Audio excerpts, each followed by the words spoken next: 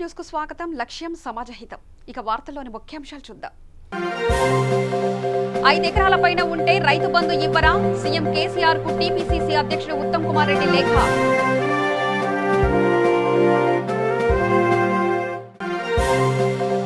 ఆదాని కోసమే ఛత్తీస్గఢ్ లో విద్యుత్ ఒప్పందం.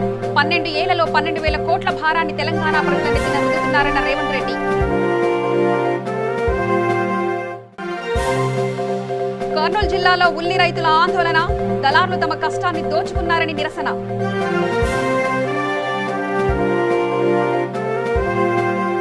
ఇక వార్తల్లోకి వెళ్తే, రాష్ట్రంలో 5 ఎకరాల కంటే ఎక్కువ భూమి ఉన్న రైతులకు రైతు బంధు పథకం కింద ₹1 కూడా రాలేదు. 5 ఎకరాలకు మించి భూమి ఉంటే రైతు బంధు పథకాన్ని ఇవ్వకూడదని నిర్ణయం తీసుకున్నారా అని ప్రశ్నిస్తూ సీఎం కేసీఆర్ను టీపీసీసీ అధ్యక్షుడు ఉత్తమ్ కుమార్ గురువారం లేఖ రాశారు. జూన్లో ఇవ్వాల్సిన రైతు బంధు నిధులను ఇప్పటివరకు పూర్తిగా విడుదల చేయలేదని ఆరోపించారు. ఖరీఫ్ పంటలకు సంబంధించి రాష్ట్రంలో 60% మంది రైతులకు రైతు బంధు సాయం అందలేదని పేర్కొన్నారు. భూ రికార్డుల ప్రక్షాళన చేస్తామని చెప్పి 14 నెలలు అవుతుందని, ఇప్పటికీ లక్షలాది మంది రైతులకు కొత్త పాసు పుస్తకాలు ఇవ్వలేదని ఆరోపించారు. దీంతో వారికి రైతు బంధు పథకం వర్తించట్లేదని ఆయన ఆవేదన వ్యక్తం చేశారు. ఎన్నికల సందర్భంగా ఇచ్చిన ₹1,00,000 రుణమాఫీ హామీని వెంటనే అమలు చేయాలని ఆయన డిమాండ్ చేశారు. రైతులను ఆదుకునేందుకు రైతు బంధు నిధులు విడుదల చేయాలని కోరారు. లేని పక్షంలో రైతులు మళ్లీ అప్పుల ఊబిలో కూరుకుపోతారని ఆందోళన వ్యక్తం చేశారు. అలాగే రాష్ట్రంలో నెలకొన్న యూరియా కొరతను తీర్చి రైతులను ఆదుకోవాలని విజ్ఞప్తి చేశారు. తెలంగాణ సర్కార్ ఛత్తీస్గఢ్లో చేసుకున్న 1000 మెగావాట్ల విద్యుత్ కొనుగోలు ఒప్పందం వెనుక ఆదాని కంపెనీ ఉందని టీపీసీసీ కార్యనిర్వాహక అధ్యక్షుడు మల్కాజ్గిరి ఎంపీ రేవంత్ రెడ్డి ఆరోపించారు. ఒప్పందంలో భాగంగా మార్వా పవర్ ప్లాంట్ నుంచి తెలంగాణ సర్కార్ విద్యుత్ తీసుకుంటుందని, ఆ ప్లాంట్కు బొగ్గును సరఫరా చేసే సంస్థ అదానిదేనని వెల్లడించారు. అదాని కంపెనీ తన బొగ్గును అమ్ముకోవడానికి సీఎం కేసీఆర్ను ప్రసన్నం చేసుకుని ఒప్పించి దానిని ఛత్తీస్గఢ్ ప్రభుత్వానికి మధ్యవర్తిగా వాడుకుందని ఆరోపించారు. అదాని కంపెనీకి మేలు చేయడం కోసం ఏటా ₹1,000 కోట్ల చొప్పున 12 ఏళ్లలో తెలంగాణ ప్రజలపై 12,000 కోట్ల అదనపు భారాన్ని రుద్దుతున్నారని ఆయన విమర్శించారు. గుంటూరు జిల్లా మంగళగిరి మండలం ఎర్రబాలెంలో దివంగత ముఖ్యమంత్రి వైఎస్ విగ్రహాన్ని మంగళగిరి ఎమ్మెల్యే ఆళ్ల రామకృష్ణారెడ్డి ప్రారంభించారు. ఈ సందర్భంగా ఏర్పాటు చేసిన కార్యక్రమంలో పాల్గొన్న ఎమ్మెల్యే ఆర్గే మాట్లాడుతూ, దివంగత నేత మరణించిన చాలా కాలం అయిన తర్వాత కూడా ప్రజల మనసులో చిరస్థాయిగా నిలిచిపోయినందుకు నేటి విగ్రహావిష్కరణే ఉదాహరణ అని తెలిపారు. ఆ దివంగత ముఖ్యమంత్రి ఆశయాలకు నేటి జగన్మోహన్ రెడ్డి ప్రభుత్వం అని, నాడు రాజన్న ఏ పథకాలను ప్రజల్లోకి వెళ్లుతామని తన తండ్రి పేరు మాదిరిగానే తను కూడా చిరస్థాయిగా ప్రజల్లో ఉండాలన్నదే జగన్మోహన్ రెడ్డి ఆశ అని ఆర్కే పేర్కొన్నారు. ఈ సందర్భంగా విగ్రహం ఏర్పాటుకు కృషి చేసిన బండారు సత్యకుమార్ని అభినందించారు. గ్రామ కమిటీ అధ్యక్షులు గుండాల శ్రీనివాసరావు, పలువురు నాయకులు, విగ్రహ కమిటీ సభ్యులు పాల్గొన్నారు. నమస్కారాలు తెలియజేసుకుంటూ, బండారు సత్యకుమార్ గారు తన సొంత స్థలంలో తన సొంత ఖర్చులతోటి ఎర్రబాలెం గ్రామ వైఎస్ఆర్ కాంగ్రెస్ పార్టీ సహాయ సహకారాలతోటి, అండదండలతోటి ఈ రోజున దివంగత నేత, మహానాయకుడు డాక్టర్ కెఎస్ రాజశేఖర రెడ్డి గారి విగ్రహావిష్కరణ చేసుకోవడం జరిగింది. వాస్తవానికి ఈ కార్యక్రమం ఎప్పుడో జరగాల్సింది, సమయం కుదరక లేట్ అయింది. కానీ రాజశేఖర రెడ్డి గారి గొప్పతనాన్ని, రాజశేఖర రెడ్డి గారి పరిపాలనని నేను అనుకుంటాను, చరిత్ర ఉన్నంతకాలం ఏ ఒక్క వ్యక్తి, చివరికి ప్రతిపక్షంలో ఉన్నటువంటి వ్యక్తులు కూడా బాహాటంగా బయటికి చెప్పలేకపోయినా వాళ్ళ మనసులో అయినా వాళ్ళకి తెలుసు, రాజశేఖర రెడ్డి గారు లాంటి నాయకుడు. ఇక రాజశేఖర రెడ్డి గారు మన నుంచి 2009-10 మధ్య దూరమైనప్పటి నుంచి నేటికి కూడా ఏ ఒక్కళ్ళు మర్చిపోలేకపోతూ ఉన్నాం. కారణం, ప్రజలందరూ కూడా ఒక నమ్మకంతో, ఒక భరోసాతోటి ఈ నాయకుడైతే మేము వేసే ఓటుకి విలువ, అర్థం ఉంటుంది, మేము వేసే ఓటుకి మాకు అండగా ఉంటాడు, మేము నమ్మి మేము అండగా నిలబడే మా నాయకుడు మా జీవితాన్ని మారుస్తాడు అని చెప్పి సహజంగా రాజకీయాల్లో ఓట్లు వేయడం జరుగుతూ ఉంటుంది. మనందరికీ తెలుసు, 2009 నుంచి 2014 వరకు కూడా ఈ 10 సంవత్సరాలు కాంగ్రెస్ పార్టీని అటు కేంద్రంలో పరిపాలించడానికి, ఇటు రాష్ట్రంలో పరిపాలించడానికి ఒకే ఒక్క మనిషి కారణం అయ్యాడు అని అంటే చరిత్ర విస్తుపోయింది అని చెప్పి ఖచ్చితంగా చెప్పగలుగుతాం.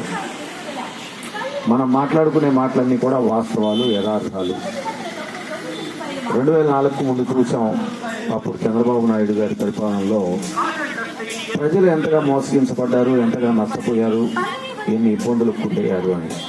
కర్నూలు జిల్లా నందవరం మండలం నాగలదిన్నె గ్రామంలో కేంద్ర ప్రభుత్వం అభివృద్ధి పనులపై కేంద్ర ప్రభుత్వం నుంచి నేషనల్ లెవెల్ మోడరన్ టీం నుంచి శ్రీనివాసులు, సుమంత్ టీం బృందం ప్రజల సమస్యలపై ఆరా తీశారు. ముఖ్యంగా ఈ గ్రామంలో త్రాగునీటి సమస్య, డ్రైనేజీ సమస్య, రోడ్ల సమస్య ఉందని, మా గ్రామంలో ఎలాంటి అభివృద్ధి పనులు జరగలేదని గ్రామస్తులు సెంట్రల్ టీంకు ఫిర్యాదులు అందజేశారు.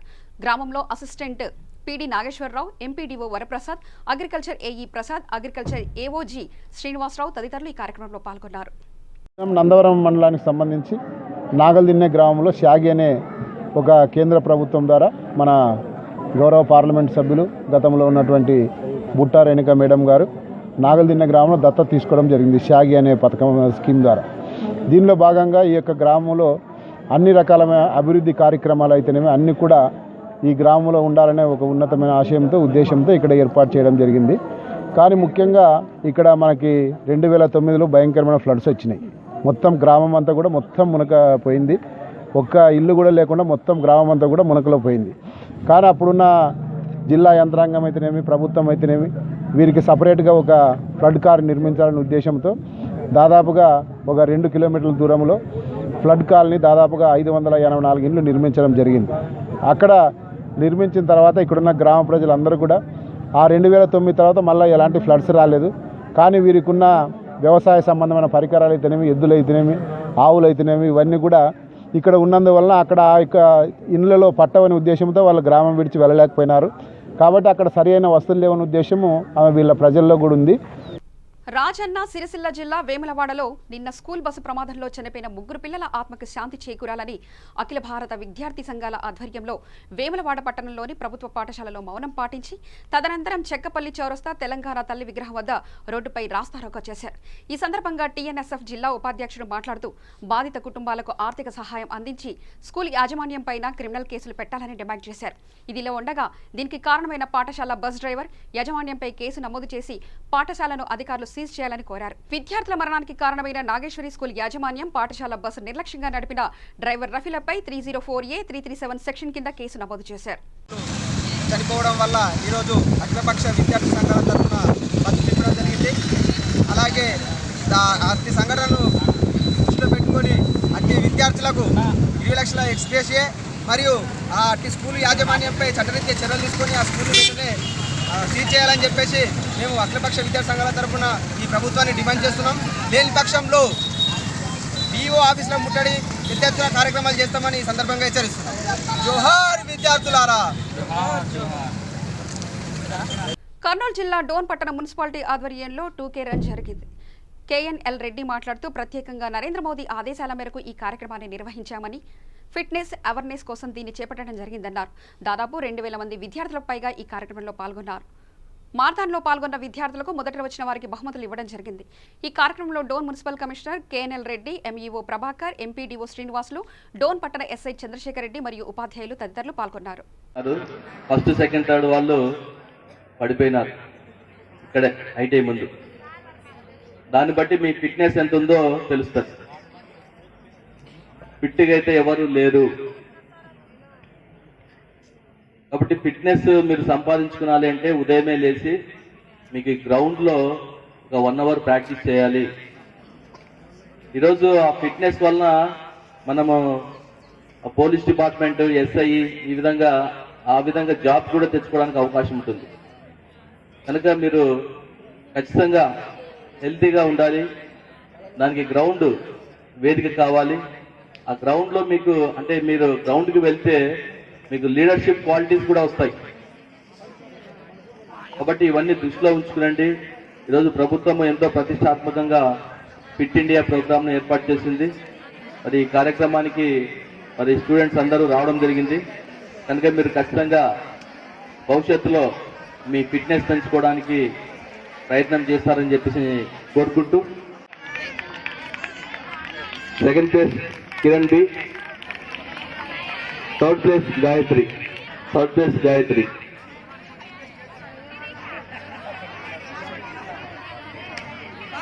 Girls juniors A Sirisha, G Pujitha. Third place G Kaseswari. గట్టిగా క్లాప్స్.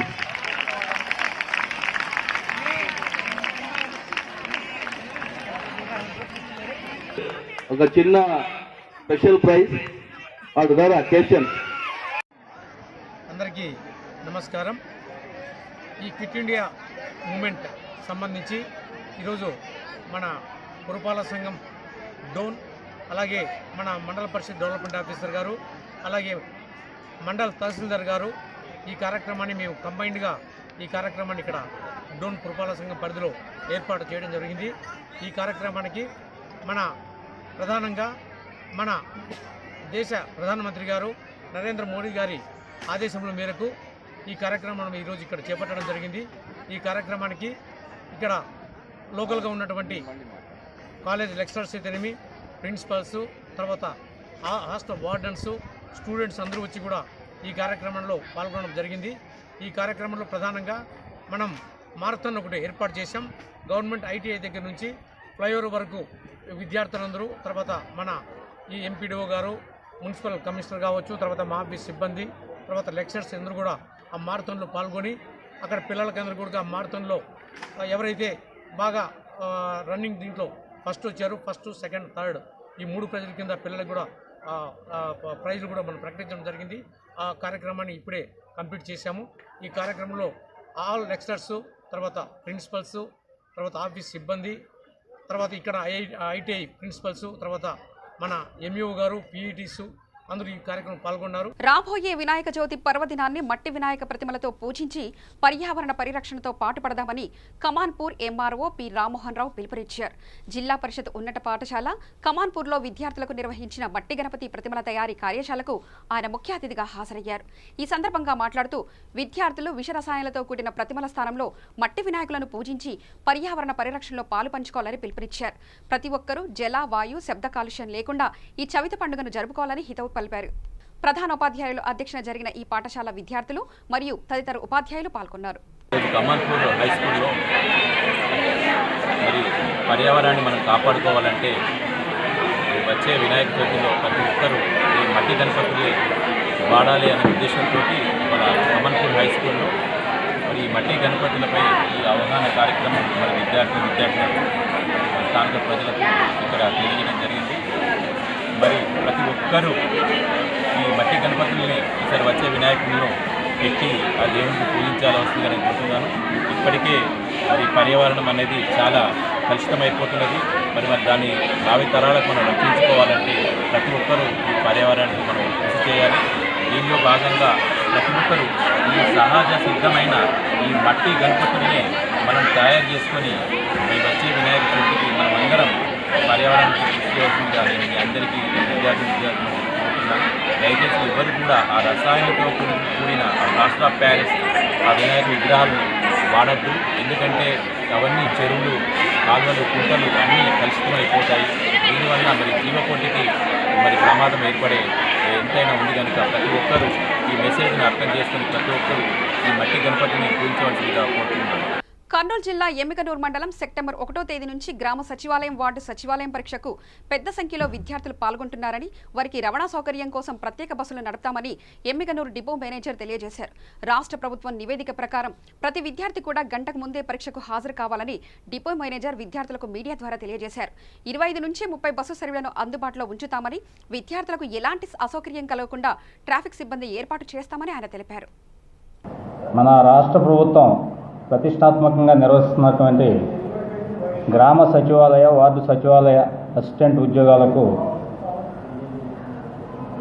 రేపు జరగబోయే సెప్టెంబర్ 1 నుంచి 8వ తేదీ వరకు అన్ని మండల కేంద్రాల్లో మరియు జిల్లా కేంద్రాల్లో జరగబోయేటువంటి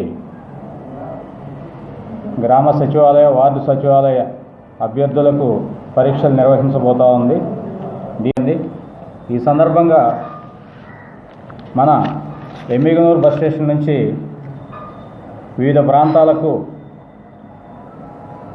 అభ్యర్థులకు కానీ వాళ్ళ తల్లిదండ్రులకు కానీ ఎటువంటి అసౌకర్యం కలగకుండా సమాచార కేంద్రం ఏర్పాటు చేస్తూ ఉన్నాం. తర్వాత ఆయా పరీక్షా కేంద్రాల వద్ద మా డిపో కంట్రోలర్లు తర్వాత సంబంధిత ట్రాఫిక్ సిబ్బందిని నియమించి విద్యార్థులకు మరియు వాళ్ళ తప్పుగా మరొక 25 నుంచి 35 బస్సుల్ని అభ్యర్థులు ఏ కేంద్రంలో ఎంతమంది ఉన్నారనే దాన్ని బట్టి అంచనా వేసుకొని దాన్ని బట్టి బస్సులు నడుపుతూ ఉన్నాం. వైరా నియోజకవర్గంలో ఉన్న జూలూరుపాడు మండలంలో సుమారు 12 కిలోమీటర్ల దూరంలో సీతారామ ప్రాజెక్టు కాల్వను తవ్వకం చేస్తున్నారు. ఎమ్మెల్యే రాములు నాయక్ మాట్లాడుతూ మన ముఖ్యమంత్రి కేసీఆర్ ఎంతో ప్రతిష్టాత్మకంగా నిర్మించ తలబెట్టిన సీతారామ ప్రాజెక్టు 1000 ఎకరాలు 1000 కోట్లతో బీడు భూములు సస్యశ్యామలం చేయాలని కేసీఆర్ తలచారని, కావున ఇంజనీర్లు బాధ్యతతో నిర్లక్ష్యం చేయకుండా ఈ పనులను వేగవంతం చేయాలని ఎమ్మెల్యే కోరారు. అనంతరం స్వయంగా వెళ్లి పనులను పరిశీలించారు. ఈ కార్యక్రమంలో సీతారామ ప్రాజెక్టు ఇంజనీర్లు, సీనియర్ టీఆర్ఎస్ నేత లేళ్ల వెంకటరెడ్డి, మండల నాయకులు పాల్గొన్నారు.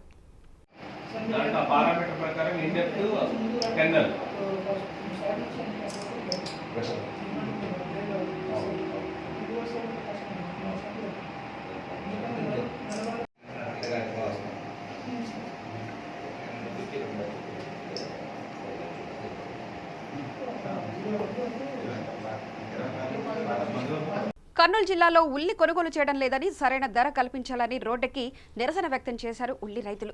మార్కెట్లో ఉల్లిపాయలు నిలిచిపోయాయని, అధికారులు కావాలనే కొనుగోలు చేయకుండా తాస్తారం చేస్తున్నారని ఆవేదన వ్యక్తం చేశారు. ఉల్లిపాయలు కొనుగోలు చేయాలంటూ కొత్త బస్టాండ్ ముందు రోడ్డెక్కి బైఠాయించారు. రైతులకు గిట్టుబాటు ధర కల్పించాలని, మార్కెట్ యార్డ్లో దళార్ల తక్కువ ధరలకు విక్రయించి వారు ఎక్కువ ధరలకు అమ్ముకుంటున్నారని రైతులు ఆరోపించారు. దళారుల కొనుగోలు చేయకుండా రైతులకు గిట్టుబాటు ధర లేకుండా చూస్తున్నారని, 3 రోజుల నుంచి ఉల్లిగడ్డలు అక్కడే ఉండడంతో మొలకలు వచ్చే పరిస్థితి ఉందన్నారు. ఉల్లిగడ్డలకు మొలకలు వస్తే పూర్తి బాధ్యత మార్కెట్ యార్డ్ యజమానిదే అని వాపోయారు.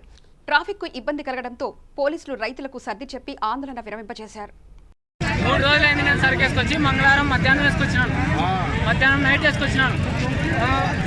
మంగళవారం బుధవారం జరిగింది మార్కెట్. జరిగినా వాళ్ళు వచ్చి 11:30కు వచ్చినారు, 12:30 వరకు జరిపినారు. మేము 2 గంటల్లో ఎంత సరుకు కొన్నారు, తక్కువ కొన్నారు. అలా మధ్యాహ్నం లంచ్ కానీ 3కి పోయినారు, 3కి వచ్చినారు, 1 గంటకు పోయి 3కి వచ్చి 4:30 కల్లా మళ్ళీ బంద్ చేసినారు. బంద్ చేయడం వల్ల సరుకు నిలబడిపోయింది మార్కెట్లో. స్టాక్ మొత్తం నిలబడింది అమ్మడిది.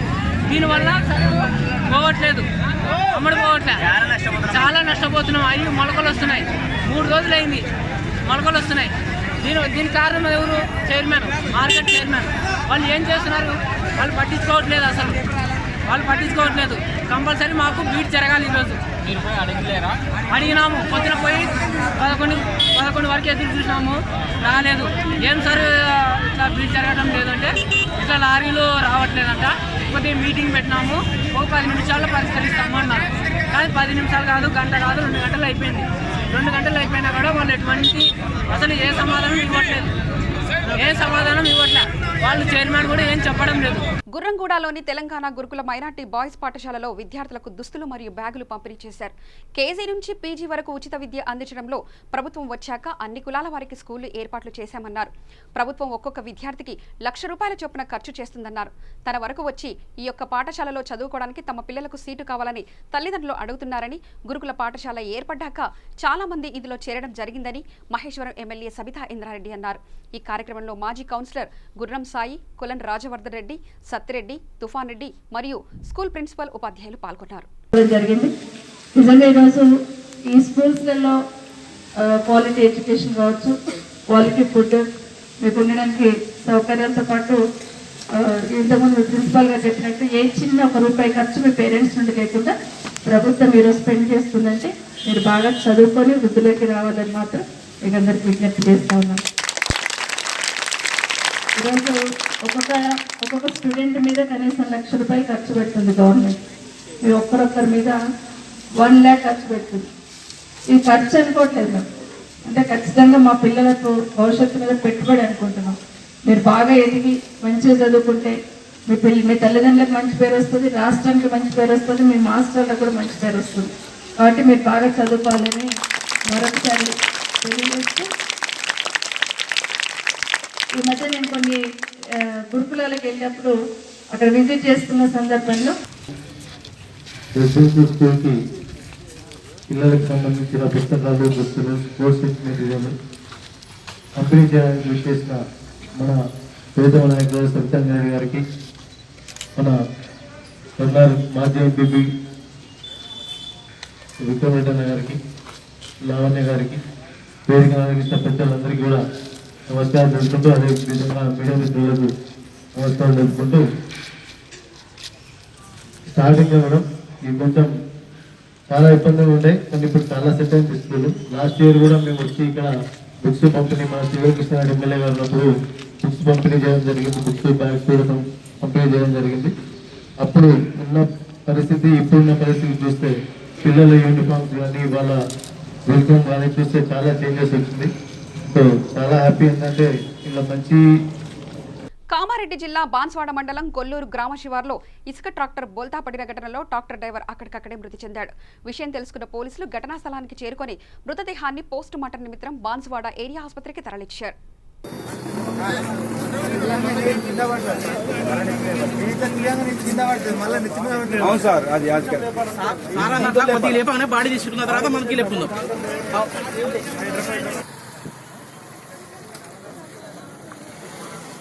నారాయణపేట జిల్లా దామర్లగద్ద మండలంలోని ప్రజా పరిషత్ కార్యాలయంలో సర్వసభ్య సమావేశం జరిగింది. ఈ సమావేశంలో వివిధ శాఖల సంబంధిత అధికారులు వారి అభివృద్ధి మరియు సమస్యలపై ఉన్నత అధికారుల సమక్షంలో చర్చించుకోవడం జరిగింది. ఈ సమావేశంలో భాగంగా MPP Narsappa, MPDO Sandeep, ZPTC Lavanya, EOPRD Ramana, వివిధ గ్రామాల సర్పంచులు, ఎంపీటీసీలు పాల్గొన్నారు. వార్తలు ముగించే ముందు ప్రధానాంశాలు మరోసారి చూద్దాం. 5 ఎకరాల పైన ఉంటే రైతు బంధు ఇవ్వరా? సీఎం కేసీఆర్ కు టీపీసీసీ అధ్యక్షుడు ఉత్తమ్ కుమార్ రెడ్డి లేఖ.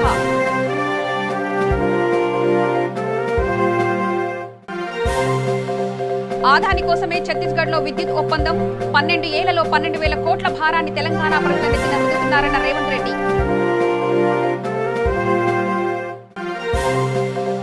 కర్నూలు జిల్లాలో ఉల్లి రైతుల ఆందోళన. దళారులు తమ కష్టాన్ని దోచుకున్నారని నిరసన.